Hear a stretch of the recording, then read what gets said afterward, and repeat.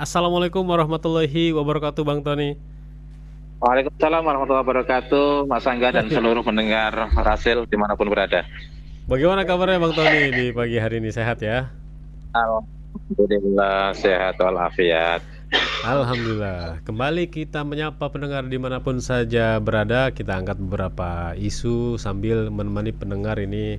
Ada yang masih dalam perjalanan di mobilnya gitu ya. Kalau ibu-ibu mungkin udah mulai sibuk masak di dapur, tapi selalu menanti nih dialognya sama Bang Tony, kira-kira akan membahas isu politik apa lagi gitu ya. Kami ingin mengangkat Bang Tony ini beberapa hal, di antaranya ini mengenai kami penting nih menanyakan ini kepada Bang Tony ketika menjelang akhir di kepemimpinan 10 tahun pemerintahan Jokowi ya. Itu ada satu hal yang menjadi sorotan ketika catatan mengenai penegakan hukum di Indonesia ini kaitannya dengan kredibilitas dan juga integritas hakim. Nah, yang disinggung di pemberitaan ada masalah kesejahteraan hakim. Ada berita terbaru bahwa hakim ini ternyata dari mulai segi pendapatannya, tanggung jawab negaranya kurang katanya. Jadi hakim ini harus ditambah katanya. Dari mulai gajinya, lalu juga fasilitasnya.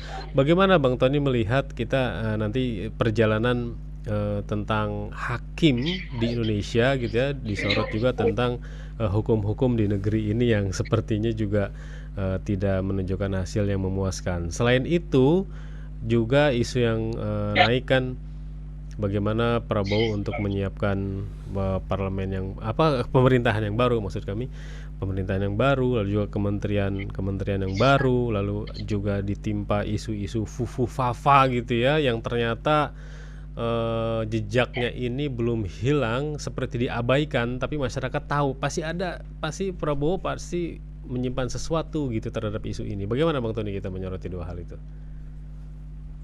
Iya, Bang Angga dan seluruh pendengar Rasil.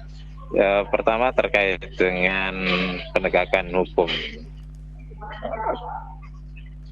Di Indonesia indeks penegakan hukum sangat rendah, di mana punya persoalan yang sangat serius dan sudah menjadi pemahaman umum bahwa hukum kita itu tajam ke bawah, kemudian tumpul ke atas. Apakah ketika tajam ke bawah sama tumpul ke atas itu faktornya karena para hakimnya, atau karena para polisinya, atau karena para jaksanya itu adalah orang-orang yang kekurangan insentif gaji dari pemerintah? Kan enggak juga, kekurangan insentif. gitu ya. Iya. Iya. Jadi kalau gajinya kecil terus kemudian tumpul, ini sekaligus untuk memberikan jawaban. Memang perlu soal kesejahteraan diperhatikan, tidak hanyalah hakim, ya. Kemudian guru juga kita tahu kesejahteraannya, apalagi kalau kemudian guru itu swasta, ya, ngajar 1 bulan gajinya 300-500 ribu masih cukup banyak. Kita sepakat, kita setuju, dan kita ikut mendorong bahwa kesejahteraan para pegawai negeri termasuk hakim di para penegak hukum, kemudian juga yang lain-lain, tidak kalah pentingnya juga guru yang menyiapkan terhadap generasi masa depan bangsa, yang mendorong peningkatan SDM yang sehingga melahirkan Indonesia ini semakin beradab, Indonesia semakin sejahtera dan seterusnya. Masih terusin. standby. Jadi kita butuh kayak orang-orang guru, orang pelayan terhadap publik, pelayan terhadap masyarakat, pelayan terhadap bangsa ini. Mereka selesai dengan dirinya sendiri, caranya memberikan kesejahteraan. Ya, tetapi tidak kemudian itu menjadi sebuah alasan tidak adanya penegakan hukum. Jadi tidak linear juga kalau dikatakan bahwa hakim itu kenapa banyak korupsi, banyak oknum hakim yang kemudian korupsi karena kesejahteraan rendah. Saya pikir nggak nyambung ya bicara berpikir seperti ini. Ya tidak proporsional gitu loh. Kenapa? Masih banyak kok yang tidak korupsi. Bukan faktor itu. Di sisi lain, begitu banyak mereka yang mendapatkan tunjangan jauh lebih besar tapi tetap koruptif gitu. Ya di Jakarta misalnya. Masuk jadi PNS, sekali masuk itu 19, hari pertama jadi PNS masuk ya itu 19 juta. Kemudian apalagi kepala dinas dan sebagainya. Tetapi yang korupsi kan juga banyak. gitu loh. hmm, hmm, Jadi itu satu contoh gitu hmm, loh. hmm. Ya. Oh, jadi bukan alasan. Kita sepakat sebenarnya, kita dorong, Hmm. kita mau juga. Semua bukan hanya hakim, tapi semuanya ya agar mereka kemudian mendapatkan kesejahteraan. Tetapi jangan kemudian ini menjadi alasan untuk mereka. Iya, halo Bang Tony, bisa terhubung lagi ya? Baik-baik, Mas Angga. Iya. Tadi sambil menunggu Bang Tony terhubung lagi, saya juga menyampaikan beberapa data dari pemberitaan media Indonesia ya. Karena di beberapa daerah Ya. ada hakim pengadilan agama itu terlibat pinjol gitu. Jadi ini dijadikan satu masalah untuk diangkat diberikan ke pemerintahan gitu. Jadi soliditas hakim Indonesia tuh memang meminta gitu ya supaya struktur gaji dan tunjangan hakim ini ditingkatkan. Tapi masyarakat kan akhirnya menyoroti, wah hakim ini kan banyak kasusnya juga gitu Bang Tony. Inilah memang kelemahan negara kita, tidak Hmm. berbasis kepada data yang diambil dengan riset. Hmm. Mestinya itu di riset. Gitu. Di riset itu, Hmm. kira-kira faktor apa yang paling dominan menyebabkan A, B, C, D. Kita mengeluarkan riset itu bahwa hambur-hamburan uang ketika Hmm. pilkada seperti ini atau pileg, pilpres itu risetnya keluar dana berapa triliun yang kemudian dipakai untuk riset kalau diakumulasikan. Tapi kalau terkait dengan urusan bangsa seperti ini, itu kan urusan individu, urusan pemenangan. Tapi kalau urusan bangsa seperti ini, kenapa negara tidak mengeluarkan? Artinya apa? Di riset dulu. Jadi bukan kemudian beradu argumentasi karena A faktor B faktor C, tapi di riset faktor mana yang paling kuat. Misalnya hakim naik, lakukan riset hakim, guru, kemudian polisi, jaksa, lalu mana aja lah, dibuatlah kemudian riset faktor-faktor apa yang kemudian membuat mereka tidak profesional dan faktor apa yang membuat mereka kemudian berkurang tidak berintegritas. Faktor yang dominan ini yang kemudian ya diterapi ya, ditestimoni, dilakukan dicarikan jalan keluar tapi berbasis kepada data ya. Apakah memang katakanlah gini misalnya ya, kita bikin variabelnya hakim banyak, ada banyak oknum hakim yang kemudian korupsi. Satu perlu dilihat, ini tingkat korupsi. Hakim itu yang cukup atau tidak cukup berapa persen gitu kan. Kemudian faktor yang menyebabkan hakim itu korupsi itu apa saja gitu kan. Apakah karena memang rekrutmennya ada masalah rekrutmen, ada masalah lingkungan yang tidak sehat, ada masalah intervensi, ada masalah ketidaksejahteraan atau kesejahteraan yang kurang dan sebagainya. Semua itu dilakukan. Apa sebenarnya yang menjadi faktor paling kuat, gitu, variabel paling kuat terhadap atau penyebab yang paling kuat terjadinya seperti itu. Disitulah kemudian ya negara membuat sebuah kebijakan-kebijakan ya untuk menyelesaikan terhadap problem itu, untuk merespon terhadap problem yang terjadi. Jadi bukan kemudian kepentingan ini nanti begitu lagi ada korupsi lagi jadikan ini lagi. Oh no, pinjol ya karena tidak. Orang minjem di pinjol itu bukan tidak selalu orang yang punya masalah, coba dicek gitu. Begitu banyak anak-anak remaja yang ada anak-anak muda yang sudah punya penghasilan, mereka kepengen sesuatu yang instan. Udahlah nanti dibayar dengan dibayar beberapa bulan dengan gaji. Itu akhirnya mereka kemudian melakukan itu. Kenapa mereka tidak nabung? Ini kan kemudian merusak. Jadi persoalannya itu bukan karena mereka tidak sejahtera, bukan karena mereka kekurangan, tapi karena mereka satu mental. Yang kedua adalah pengelolaan terhadap keuangan pribadi atau keuangan keluarga atau cash flow itu bermasalah. Kalau faktornya dua ini, ya tentu solusinya bukan kemudian dinaikkan gaji. Akan sama karena faktornya adalah faktor mental gitu. Karena ada faktor persoalan ini cash flow. Ada orang yang gajinya 5 juta per bulan gitu, merasa kurang ngutang, dikasih 15 juta akan ngutang. Kenapa? Bukan karena kebutuhannya itu, kebutuhan primernya itu lebih besar dari gajinya, tapi begitu banyak kebutuhan yang istimewa, kebutuhan yang tidak penting yang kemudian itu melampaui gajinya. Ini kan problem gitu. Jadi ini kembali lagi soal hakim gitu kan. Sekali lagi saya mendorong, merekomendasikan kepada pemerintah untuk mendapatkan dana riset riset, dilakukanlah riset apa faktor-faktor yang menyebabkan hakim seperti itu, ya. Ada oknum di kepolisian, ada oknum di kejaksaan, ada oknum di dosen, ada oknum di mana-mana. Lakukanlah riset itu. Dari hasil riset itu maka akan ada rekomendasi untuk pemerintah membuat kebijakan demi kebijakan. Jangan ribut dikit-dikit ribut soal ini soal gaji ini ribut kan dari dulu terus ribut ya. Jadi problem utamanya tidak dibeberkan, dan kita seringkali atau pemerintah membuat kebijakan-kebijakan tidak berbasis kepada kajian akademik. Ya, kajian akademik itu ya kalau mau ini ya di situ ada ini. Ya, Kalau dikaji mau gitu ya, di riset lebih ya. valid ya ada riset gitu loh. Itu Iya. Mas Angga. Baik. Selanjutnya juga ini kaitannya isu yang kedua ini kan saya lihat dari pemberitaan Tempo Bang Tony ya. Dalam momen digambarkan oleh Tempo tuh bahkan momen mendebarkan menjelang pensiun.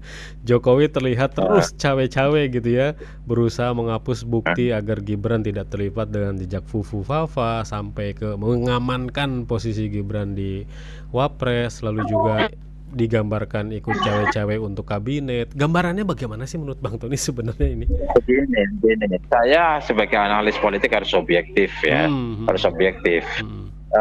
Gini, Bang Angga. Jadi soal Fufu Fafa dan sebagainya kan ada isu begitu kuat bahwa Prabowo Gibran nggak dilantik, itu kan dua-duanya karena akan ada ledakan. Ternyata kalau kita lihat variabel-variabelnya tidak. Ya, kalau di militer atau di polisi itu kan diangkakan. Kalau 5,5 itu darurat sipil, kalau 6,5 itu darurat 6,0 itu sudah darurat militer kan gitu. Ada apa namanya ada statistiknya gitu loh. Dan ini tidak ada. Jadi kegaduhan tetap dilantik. Nah, kemudian isu yang kedua bahwa Gibran tidak akan dilantik. Akan kita lihat dari analisis hukumnya, konstitusinya gitu loh. Tidak memungkinkan Gibran tidak dilantik, pasti dilantik. Terus kemudian bagaimana dengan gugatan PDIP ke PT UN? Nah, kita bisa lihat juga hukum seringkali kalau itu berkaitan dengan persoalan bangsa itu mempertimbangkan aspek keamanan dan stabilitas. Ya, kalau kemudian ini bisa berbahaya sekali. Ya, oleh karena itu hampir tidak mungkin apakah nanti diputuskan setelahnya atau diputuskan sebelum pelantikan, tapi tentu saja akan menyelamatkan pelantikan. Kemudian yang ketiga, ya kita harus juga sadar dari aspek politik Pak Jokowi ini ya, ini masih kuat sebagai seorang, artinya sampai ke pemilihan presiden ya, pelantikan presiden tanggal 20 itu Pak Jokowi masih jadi presiden. Jadi tidak mungkin juga. Artinya bahwa mutlak ya, menurut analisis saya mutlak itu nanti akan tetap dilantik berbasis kepada analisis politik, analisis konstitusi, kemudian analisis kekuatan-kekuatan yang ada di dalam politik kebangsaan maupun politik kekuatan. Politik kekuasaan ya, politik kebangsaan tadi demi stabilitas nasional, politik kekuasaan bahwa Pak Jokowi masih menjadi penguasa, menjadi presiden, kemudian dari aspek konstitusi tidak memungkinkan, jadi tetap Prabowo Gibran akan dilantik. Prabowo dilantik tapi Gibran juga dilantik. Bagaimana setelah itu kita nggak tahu. Setelah itu pada kita nggak saat tahu. itu situasinya tentu saja berbeda, di mana Pak Jokowi tidak jadi presiden lagi. Itu satu, gitu kan. Yang kedua, proses hukum sedang berjalan, bisa jadi diputuskan setelah itu. Apakah bisa kemudian, misal sudah dilantik, ternyata PT UN mengabulkan gugatan dari PDIP tentang bahwa si Gibran itu tidak sah. Pada saat itu Pak Jokowi tidak jadi presiden lagi. Secara konstitusi ternyata merekomendasikan untuk dicopot. Terus kemudian juga Prabowo merasa tidak nyaman dengan adanya Fufu Fafa misalnya.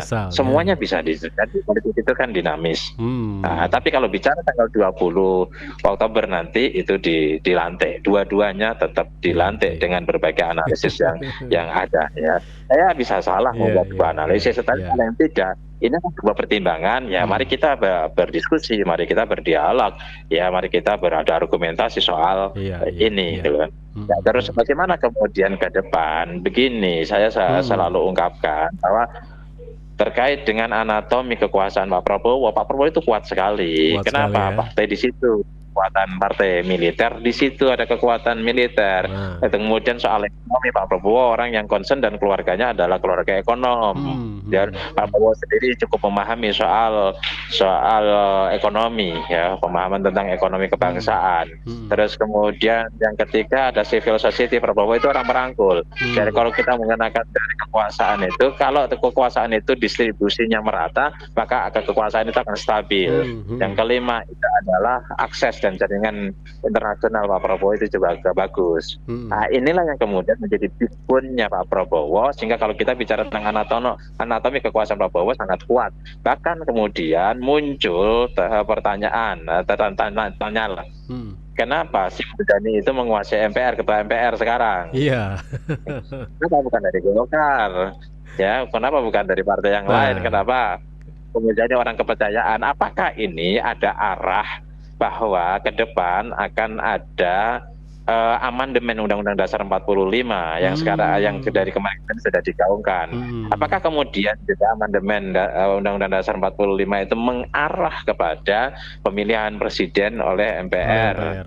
Ya, sebagaimana masa Orde Baru. Apakah ini juga kemudian kita mengarah kepada neo Orde Baru? Ya tentu kalau kita bicara neo Orde Baru terlalu dini dan kemudian pendukung para Prabowo nggak mungkin terima. Gitu. Nah ini kan kita baru prediksi ada kemungkinan. Ya, apakah kemudian nanti pasca itu Pak Prabowo lalu menjadi 3 periode dan kemudian seterusnya 2 periode? Kita lihat 3 periode itu kan pertama digagas oleh timnya SBY, tapi nggak sampai keluar.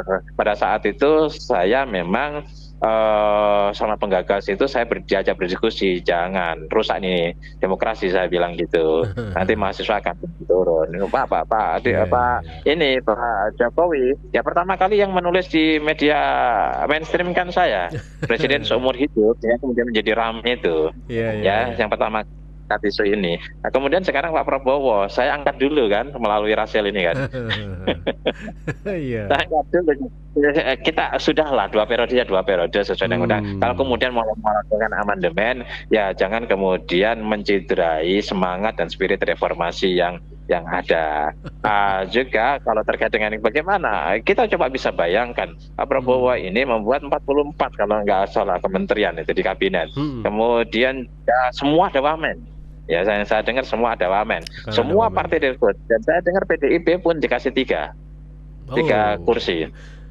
Berarti ya, di tengah rencana PDI, oke, di tengah rencana PDI bergabung gitu, jadi bukan main-main gitu ya nanti ininya dianya. Pak Prabowo ingin artinya yang pertama adalah Pak Prabowo ingin merekrut semuanya menjadi kekuatan bangsa, karena militer ciri khasnya adalah stabilitas nasional. Maka semua harus menjadi satu komando. Kemudian yang kedua, ini juga bisa menjadi sebuah sinyal bahwa Pak Prabowo tidak nyaman dengan Pak Jokowi karena PDIP dimasukkan di situ. Dan saya dengar 3 partai, 3 menteri, 3 kementerian ya. Namanya yang santer sekarang, namanya santer, bisa salah bisa benar ya, namanya santer kan, namanya rumor itu. Di situ ada Pak BG katanya akan menjadi Menko Polhukam, kemudian bisa jadi bisa enggak. Yang kedua, sudah pakai baju aja bisa enggak jadi kok, apalagi ini masih lama ya. Masih berapa hari kan, masih 11 hari. Kemudian di situ ada Oli atau Bambang Pacul, kemungkinan Oli yang akan jadi Mensos.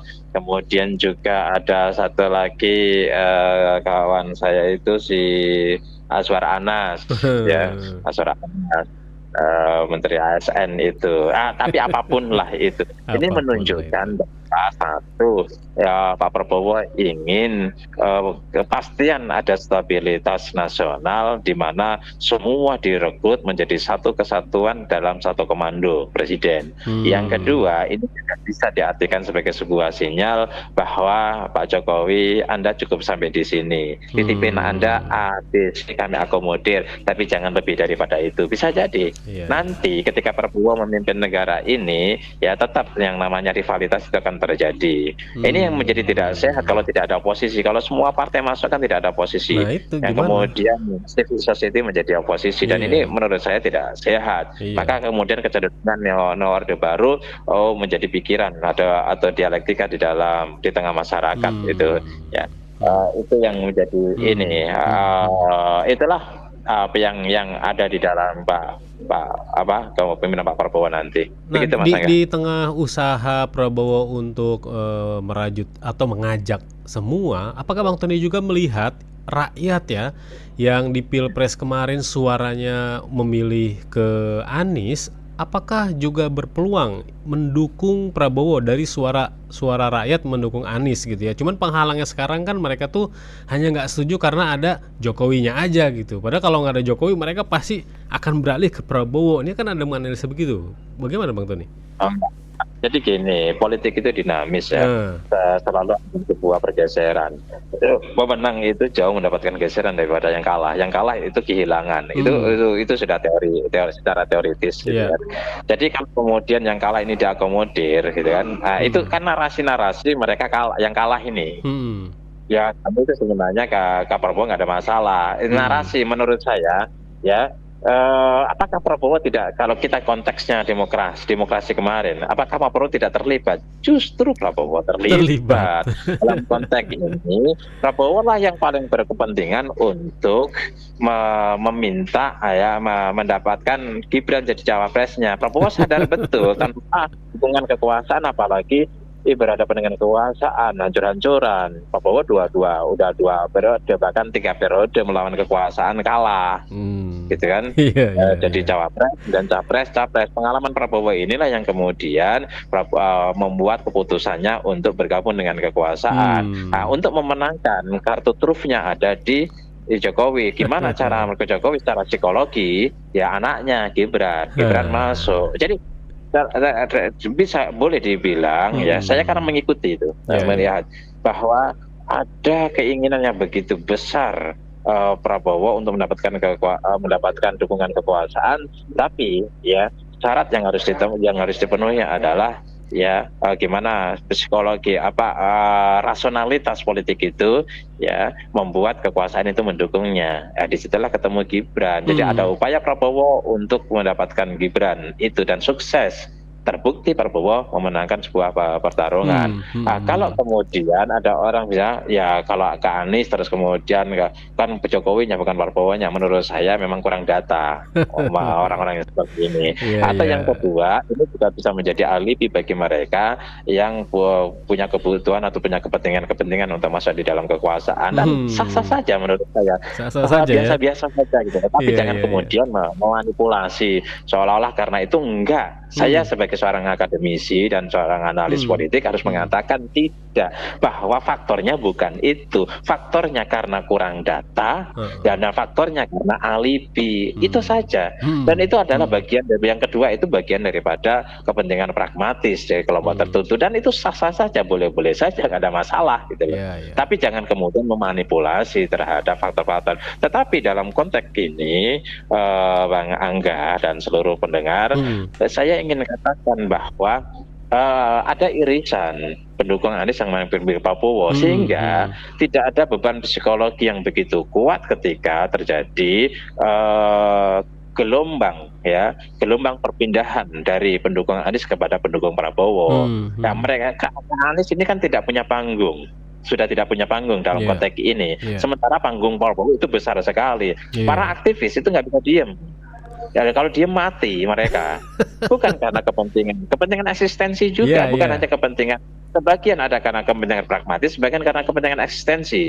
Mereka tidak punya panggung, sementara bersama Anies juga tidak punya panggung. Mereka ingin tetap eksis, maka di sini ada panggung begitu besar yang disiapin oleh Prabowo, dan Prabowo mengakomodir kepada mereka yang sebelumnya tidak memberikan dukungan. Ayo masuk ke panggung sini, ayo joget bersama, kira-kira gitulah. Ayo bernyanyi bersama, gitu. Ayo berdansa bersama di sini. Ya, panggungnya dibuat sama Prabowo seluas-luasnya, seluas-luasnya. Dan kemudian Prabowo menyiapkan untuk mereka, baik yang sudah berada di atas panggung tetap disiapin, tetap dipertahankan, yang di luar panggung ditarik. Yang tidak punya, yang psikologi tidak berbenturan secara psikologi itu tidak ada hambatan, ya pendukungnya Anies. nanti akan berbondong-bondong. Ini yang saya katakan tadi, diantaranya civil society itu akan diberikan panggung oleh Prabowo sehingga menjadi basis sebuah kekuatan. Iya. Begitu Mas Angga, gitu. Jadi jangan ini apa namanya? Nanti dalam kekuasaan selalu ada rival. Siapa Ada rival? rival. Pak Jokowi saya buka sedikit lah. Siapa rival Prabowo nanti? Ya besar kemungkinan rivalnya adalah Pak Jokowi. Oh, atau dari internal yang nanti bangun kekuatan juga. Ini Pak Jokowi punya kepentingan Gibran untuk naik di 2029. Iya. Nah, rival yang pertama yang kedua siapa? Ya AHY. SBY. Ini rival politik ya. Kenapa? SBY ada AHY yang sudah disiapin untuk menjadi pemimpin bangsa ke depan. Harus mengambil peran. Kepentingan yang ketiga itu apa? Ya ada orang-orang militer yang selama ini di militer itu biasanya ada faksi-faksi yang sulit bersatu. Ya kalau ini kekuasaan yang ini juga faksi-faksi ini biasanya dia tidak berdiri sendiri, dia bisa kemudian berkolaborasi dengan misalnya ke kelompoknya SBY atau ke kelompoknya Jokowi atau inilah yang kemudian menjadi potensi rival politik ya. Ini kita menggunakan analisis konflik. Analisis konflik itu begini. Ya, kalau ada sebuah kepentingan, ya, ada kepentingan yang kemudian mereka tidak bisa jatahnya satu, presiden dan wakil presiden, capres dan capres jatahnya kan cuma untuk satu orang. Iya. Dan itu harus diperebutkan. Sementara SBY sudah menyiapkan anaknya untuk berebut di situ. Jokowi menyiapkan anaknya untuk berebut di situ. Karena punya peluang, punya potensi anak-anak ini. Ya mau tidak mau Prabowo juga pengen 2 periode. Disitulah terjadi benturan antara mereka. Itulah yang kemudian menjadi sebuah rivalitas di dalam politik. Dan ini tidak bisa sulit untuk bisa dihindari. Sama ketika saya dulu menulis sebuah artikel adu kuat Jokowi vs Megawati di tahun 2017. Iya, betul tuh. Ya terjadi kan orang baru sadar 2023. Mas Angga mungkin membaca tulisan saya dan saya juga bicara di Ingat sekali juga. Itu kita. Jadi kenapa analisisnya apa? Teori konflik. Ini bukan karena mereka saling benci, tidak. Mereka punya persoalan problem di antara mereka, tidak. Ini karena ada kepentingan yang berbeda di antara mereka, yang kepentingan itu harus diperebutkan di antara mereka. Gitu. Kalau saya jadi Jokowi ya saya akan terdorong untuk tetap anak saya harus jadi presiden 2029. Kalau saya jadi SBY ini makin tua ini AHY ya harus jadi presiden juga minimal cawapres pada 2029. Begitu Mas Angga. Jadi bukan karena mereka saling benci, mereka punya masalah, kemudian mereka punya dendam, sama sekali ini bukan soal moral, ini bukan soal konflik personal, tapi ini adalah sebuah kepentingan politik yang harus berbenturan satu dengan yang lain. Baik, sebagai penutup Bang Tony, kepentingan itu dengan berbagai macam manuver politiknya nanti di internal pemerintahan ataupun di luar gitu ya, yang berteriak oposisi nanti kira-kira peluangnya dari pihak mana nih Bang Tony? Penutup. Ya tergantung PKS itu nanti dapat kursi apa enggak. Kalau PKS nggak dapat kursi ya jadi oposisi. Seperti tahun yang rentan justru untuk saat ini adalah PKS. Boleh jadi yang saya dengar juga Nasdem dapat kursi, tetapi apakah Nasdem kemudian mau ambil kursi itu atau tidak? Jadi bedanya Nasdem sama PKS kali ini untuk saat ini ya, untuk saat dalam kepemimpinan Prabowo ini, Nasdem agak ogah. Ini Surya Palohnya ya, ya pengen di luar yang saya dengar. Tapi apakah kemudian akan dihitung resikonya, di luar resikonya apa, di dalam resikonya apa? Tapi PKS pada hari ini gitu kan bisa mati kalau nggak dapat menteri. Tapi PKS harus betul-betul berjuang. Berjuang untuk mendapatkan satu menteri aja harus berjuang betul. Ya mungkin kalau toh berjuang berhasil dapat satu menteri dan wamen. Kemudian PKB yang saya dengar juga dapat satu menteri dan wamen. Gitu. Baik Bang Tony, terima kasih atas dialognya di pagi hari ini ya. Insya Allah kita jumpa lagi pekan depan. Assalamualaikum. Assalamualaikum warahmatullahi wabarakatuh.